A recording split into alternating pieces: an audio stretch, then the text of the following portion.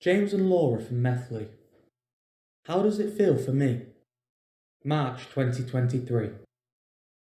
What health professionals have you had contact with in the last 12 months?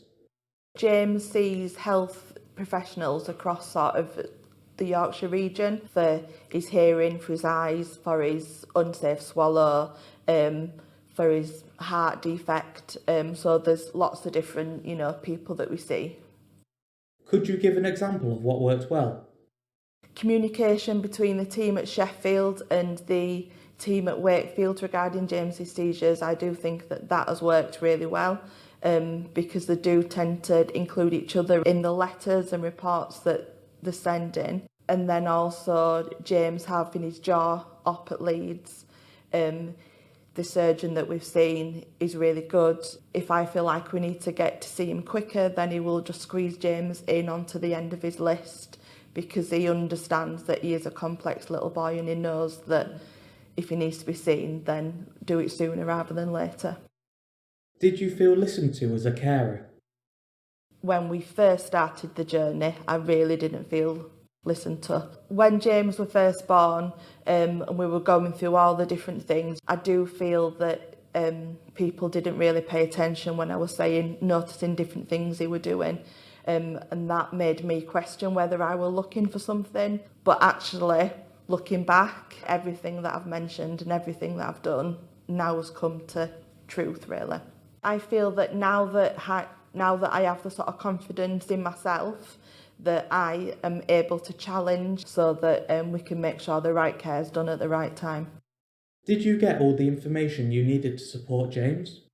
There's lots of his care that people don't know what's happening and why. That's quite frustrating when the people that you go and see looking for answers aren't able to give them to you. All of the letters that you are sent from the appointments that you go to, they aren't aimed at parents, they're aimed for other professionals to read. So yeah, it is quite hard sometimes to read something that is aimed at another professional. Maybe just a sort of paragraph at the start that just was aimed at parents, that gave an overview of what was said and what the plan is, and then you can just ignore the rest of it if you want to.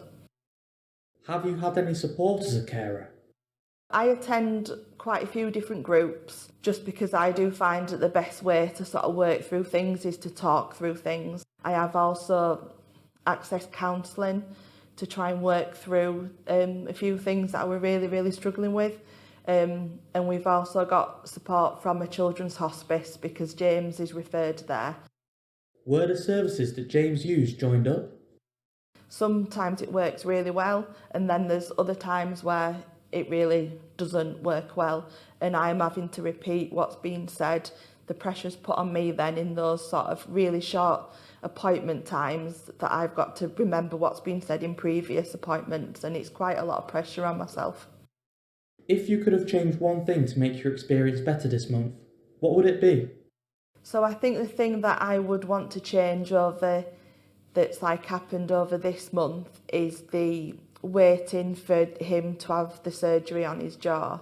The surgeon said that he would get it done in March, and he hasn't had it done, but I haven't had a phone call to say that we're really struggling to get him in. So you feel like your life's on hold because you're just waiting for your phone to ring to say that they've got a date for his op. I know that for people to learn sort of full-on sign language is a really big ask, and it isn't sort of something that had happened. But I do think that if you know that you've got a child coming that uses signs, to know just a few so that you can build that bond with him, because sometimes because he doesn't talk back to them, they don't tend to communicate with him. Just sort of all of James's appointments, just for them to be able to know to say hello or how are you, just day-to-day general things that you would ask a child that were talking. There's no reason why you shouldn't ask a child that doesn't talk.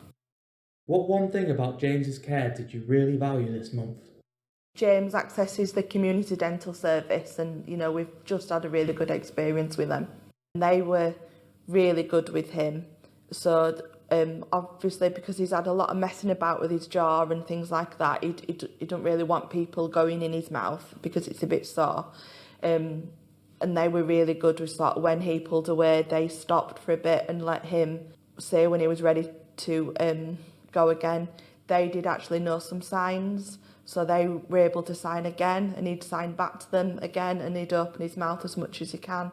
So that meant that they could get a lot more done because they were giving him the space and the time, but then also taking the time to get to know him. Thank you to Laura for sharing her and James's story. Produced by Healthwatch Leeds in collaboration with Axinia Yakovleva and Rolara.